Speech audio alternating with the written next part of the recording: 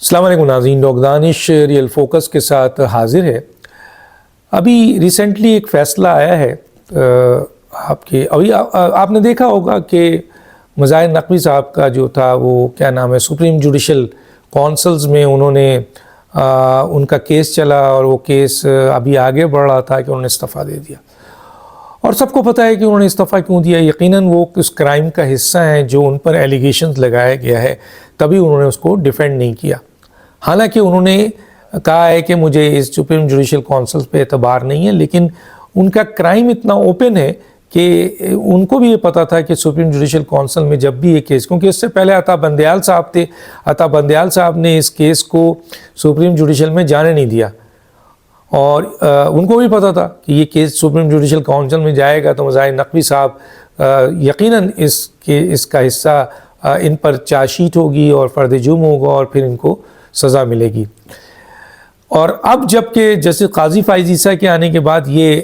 Case ڈالا گیا، اور اس کیس کے بعد سپریم جوڈیشل کونسل نے نوٹس کیا اور انہوں نے سپریم کورٹ میں سپریم جوڈیشل کی کارروائی روکنے کی بات کی مظاہر نقوی نے، لیکن نہیں رکی اور یہ آگے بڑھی، چنانچہ انہوں نے استعفیٰ دے دیا۔ اور استعفیٰ انہوں نے کیوں دیا؟ استعفیٰ انہوں نے یوں دیا کہ اگر وہ استعفیٰ نہیں دیتے ہیں تو پھر نہ صرف ان کو سزا ہوتی ہے بلکہ ان کی جتنی مراتیں ہیں وہ سب ضبط ہو جاتی ہیں، زمین، یہ فیصلے، تنخواہ ونخواہ، جو ان کو مختلف قسم کی مراتیں مل رہی ہوتی ہیں وہ سب بند ہو جاتی ہے۔ لیکن اگر استعفیٰ دے دیتے ہیں آپ تو پھر یہ سب کچھ جاری ساری رہتی ہے۔ چنانچہ زیادہ چانسز ہے کہ انہوں نے استعفیٰ اسی لیے دیا کہ وہ اپنی ان مراتوں کو بچانا چاہتے تھے، اور مزید کسی اس آرگومنٹ میں مزید ان کے اندر جو اوپر جو کرائم کے جو الزامات لگائے تھے کہ اس کی اصلیت اور باہر آتی۔ ظاہر ہے جب کیس ہوتا ہے، انویسٹیگیشن میں جاتا، بہت کچھ ہوتا تو بہت کچھ باتیں نکلتی، اس سے انہوں نے اپنے آپ کو بچا لیا ایک طرف۔ دوسری طرف ہم نے دیکھا کہ آیا اب ایک نوٹس اور جاری ہوا ہے سپریم جوڈیشل کونسل کا، اور ان کو کہا گیا ہے کہ آئیے آپ اپنا، حالانکہ استعفیٰ دے چکے ہیں، لیکن یہ کہا گیا ہے کہ جی آئیے اور آپ اپنا کیس فیس کیجئے۔ دوسری طرف سپریم کورٹ نے جنرل پرویز مشرف صاحب کو کی سزا جو کہ اسپیشل کورٹ نے دی تھی،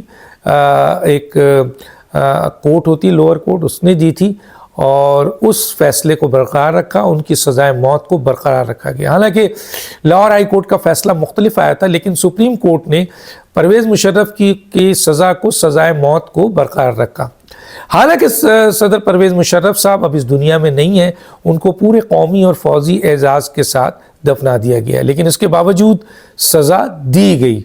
اور سزائے موت کو برقرار رکھا گیا۔ اب یہاں پر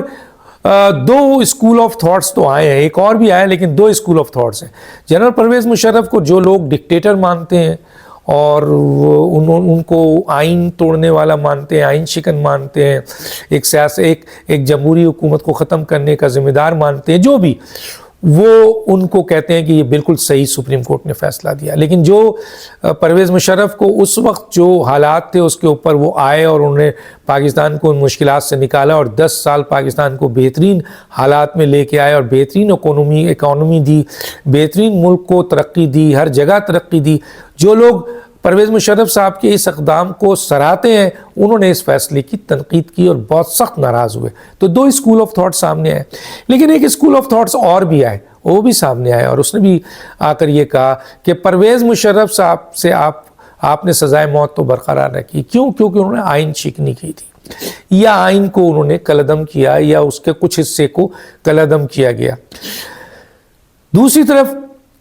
سیاسی لوگ جو ہیں، یہ جرنل ہے، سیاسی لوگ میں یوسف رضا گیلانی جو کہ ایک الیکٹڈ پرائم منسٹر تھے، ایک خط نہیں لکھنے کے اوپر اعلیٰ جوڈیشری کے اس وقت کے ججز نے ان کو کٹہرے پہ کھڑا کیا، ان کو سزا دی اور ان کی حکومت کو برخاست کر دیا، اٹھا کے پھینک دیا، اور اس سے پاکستان کو نقصان پہنچا۔ اس کے بعد جناب میاں نواز شریف صاحب کی حکومت لے لیں،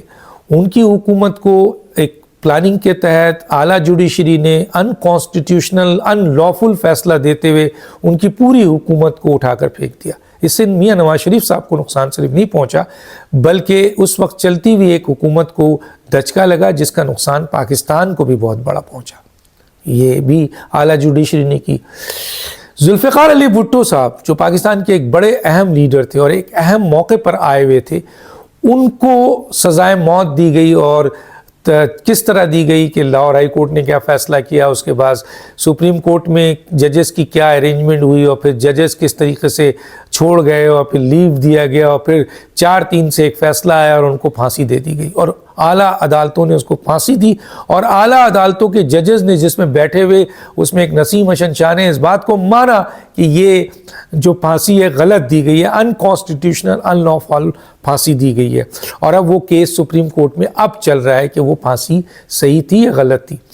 سوال یہ پیدا ہوتا ہے کہ جنرل مشرف صاحب کو سزائے موت دیں، ٹھیک، آئین شکنی کرنے پر یا آئین کالعدم کرنے پر، اور ذوالفقار علی بھٹو کو ایک معمولی سی بات پہ جس میں ان کا براہ راست تعلق نہیں تھا ان کو سزا دی گئی، ایک لیڈر کو سزا دی گئی، پاکستان کو سزا دی گئی۔ آج تک پاکستان کی سیاست میں ذوالفقار علی بھٹو زندہ ہے عوام کے دلوں میں، صرف پیپلز پارٹی کے نہیں، بے شمار لوگ کہتے ہیں کہ ذوالفقار علی بھٹو صاحب کے ساتھ ناانصافی کی گئی، زیادتی کی گئی۔ اس وقت ایک لیڈر کو مارا گیا جس نے 1973 کا کانسٹیٹیوشن دیا، جس نے ایٹمی آپ کے طاقت پاکستان کو بنانے میں اہم کردار ادا کیا، جس نے اس وقت جو ہے وہ آپ کے پاکستان کو بہت بڑی انویسٹمنٹ باہر سے دی، بین الاقوامی طور پر پاکستان کو بہت اوپر کیا۔ اسی طریقے سے جہاں 1973 کے بلکہ ایک اور بہت بڑا کام کیا تھا، وہ میں آج بتاتا ہوں۔ 1977 میں انہوں نے ایک فائنانس ایکٹ 1977 کے تحت جو زراعت کے اوپر انکم ٹیکس تھا، زراعت کے اوپر جو انکم تھا اس کی انکم پر ٹیکس لگایا تھا، جس کو ضیاء الحق صاحب نے آ کے فوراً ختم کر دیا تھا۔ اور یہ فیوڈرل لارڈ، جو بڑے بڑے فیوڈرل لارڈ تھے وہ، اور جو جن جنرلز کے پاس زمینیں تھیں، جن ججز کے پاس زمینیں تھیں، جن بڑے بڑے پارلیمنٹرین کے پاس زمینیں تھیں، ان کو خوش کرنے کے لیے ضیاء الحق صاحب نے ایک اہم ترین فیصلہ جو عوام کے مفاد میں تھا، ملک کے مفاد میں تھا، اس کو سسپینڈ کیا۔ یہ بھی ان کی آپ کے کامیابی ہے، بے شمار کامیابی میں گنوانا نہیں چاہتا، لیکن اس وقت ایک لیڈر کو جس کی آج تک سیاست میں آواز گونجتی ہے اور شہید ان کو ایک شہادت کا درجہ دیا جاتا ہے، اس کو اعلیٰ جوڈیشری نے آپ کے پوری ایک پلاننگ کے تحت ان کو پھانسی دی گئی۔ تو اب یہ سوال یہاں پیدا ہوتا ہے، جو تیسرا تھاٹ ہے کہ مشرف صاحب کو آپ سزائے موت دیں، ٹھیک، ذوالفقار علی بھٹو کو پھانسی پہ لٹکا دیں، ٹھیک، یوسف رضا گیلانی کی ایک خط نہیں لکھنے پہ اس کی پوری حکومت کو برخاست کر دیں، ٹھیک، آپ کے میاں نواز شریف صاحب کے خلاف پوری ایک کارروائی کرتے ہوئے انکانسٹیٹیوشن ان لافل فیصلہ کرتے ہوئے، غیر آئینی غیر قانونی فیصلہ کرتے ہوئے ان کی پوری حکومت کو برخاست کر دیں، ٹھیک، لیکن ان ججز کو جو آئین شکنی میں شامل ہوتے ہیں، جو غیر قانونی غیر آئینی کام کرتے ہیں، جو اپنے حلف کی آپ کے حلف کو توڑتے ہیں، جو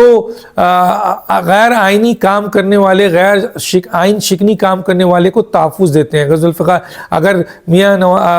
مشرف صاحب نے آئین توڑا تھا تو اس کو تحفظ کس نے دیا تھا؟ اعلیٰ جوڈیشری نے،